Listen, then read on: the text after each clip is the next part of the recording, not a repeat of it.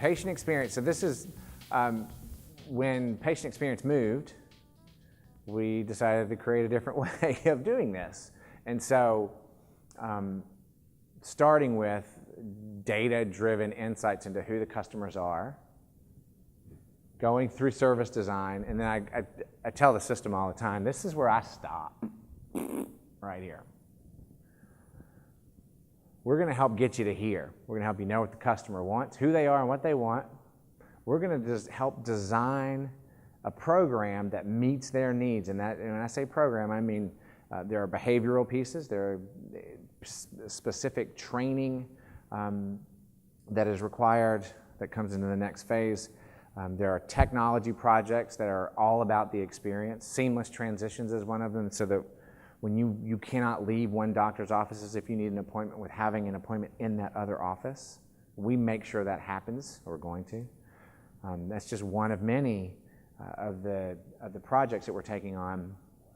Point is, learning and development has this, and delivery, I love it when a hospital CEO says to me, who owns the experience? I'm like, you do. You do. It's your hospital. I don't work there. Delivery of the experience relies on the people who work in the physician offices and the hospitals every day. It also relies on the maintenance of the website and the call center and all the other ways that we touch people. But delivery is everybody's responsibility. It's not Matt's responsibility. This is how we think about it. But I'm going to save the rest of the 5 minutes for any other questions that people have. These are the 4 things that we keep in mind inside of our group specifically. If any of them are most important, is think consumers first. But I'm a big fan of this. Large organizations like ours have a very low tolerance for failure. Large conservative organizations. But at least inside of our group, we have a very high tolerance for failure as long as it's something you can learn from. Validated learning, super critical to move things forward faster. Questions, wrapping up questions. In terms of patients and the retention, what does that look like in your experience? The primary metric that we're going to use to measure experience in the long term is Net Promoter Score, which is a single question that you ask your customers, which is, would you recommend Piedmont to your friends or family? It's a very simple question. It is a great measure of consumer loyalty and has been statistically linked to growth. We are also responsible for unique patient count inside our organization. We take responsibility for it, I should say. So if we're not growing unique patient count, then we're not serving the system well. So we don't have a good retention number yet, and part of that stems back to our lack of a fully functioning CRM. Is the business model going forward to address and fill this? No. Doesn't mean it won't. We won't at some point. It doesn't mean it won't be put on us by our friends in the federal government. But I shouldn't say no as in never, right? We are going to participate in more programs that allow us to do that, yes. But we had an insurance company, and it's more complicated than just it didn't work, but ultimately it didn't work, and it doesn't exist anymore. And I don't think our team, after we wound that thing down, the executive team has no appetite to start another one right now. Yeah, that may change over time. I think right now, with the insurance company mergers that are being opposed but are still there, I think a lot of health systems like ours are as concerned about scale as we are anything else. So Matt, you're talking to a group of people. Thank you. You're talking to a group of people who need to figure out how to sell technology for population health, which could certainly be in support of a consumer strategy, right? So what piece of advice would you give this group to think about as we try to figure out what's in your hearts and heads? So we're not selling technology. We're selling results, right? health systems are big and lumbering, and at least in our part of the world, this population health mindset is relatively new. And population health as a discipline, pretty low on the list. I shouldn't say that. Let me say it differently. Let me say it differently. It's high on the list, but somehow we never get to it. Right? It's something we always talk about, but at the end of the day, when thinking like a business, we're still not at the point where it has enough of an impact on our business for us to be super serious about it. So it doesn't mean that we don't have people who care about it, but I told Ellen earlier, we don't even have like a designated leader inside our organization. Like, hey, you're responsible for population health, like as an executive. We don't have that person.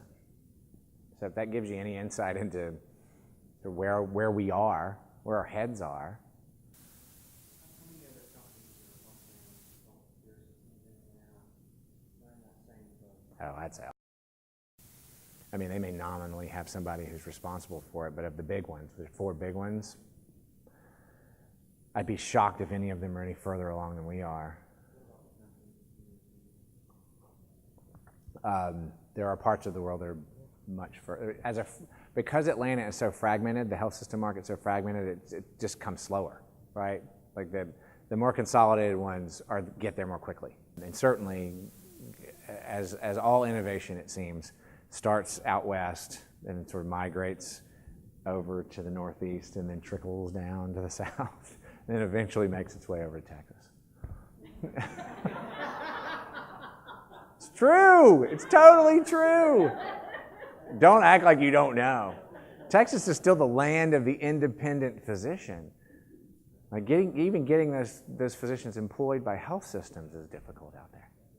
So I asked Matt, well, I forget the words that I used, but I essentially asked him, like, do you get approached by a lot of technology kind of software and apps or whatever? And he's like, Oh yeah, God, every day. no idea who they are, what they want, why they're trying to sell it. I didn't, but I meant it. You mentioned that you were interested in more data, like when you were talking about virtual visits. Mm-hmm. What kind of data would be really interesting to you?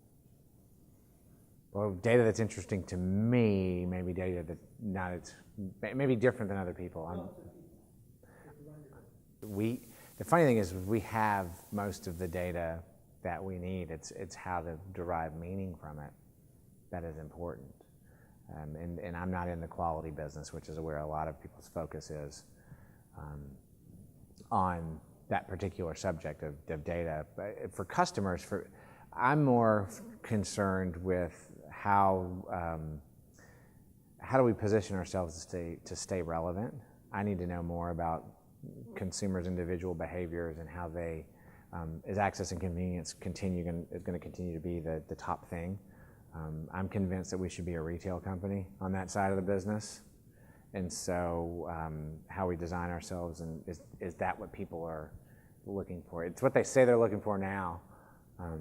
Is it going to stay relevant in the future? I don't know. Do you think all the programs and the things you're talking about today, you can do actually leverage with the payers? Not yet. Not yet. I think they may generate a degree of respect, and it has more of an effect on how other systems view us, as we see a great deal of consolidation happening in our market.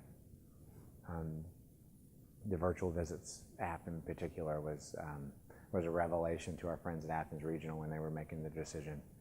It's a signal to other people that we're thinking about the future differently, and that's attractive to a lot of health systems that are struggling, or like with Athens, they weren't struggling, but they could see a future that didn't look great, and they said, you know what, we need to find some partners, people that we can share a common vision with. So I think that's where we see more effect than with payers.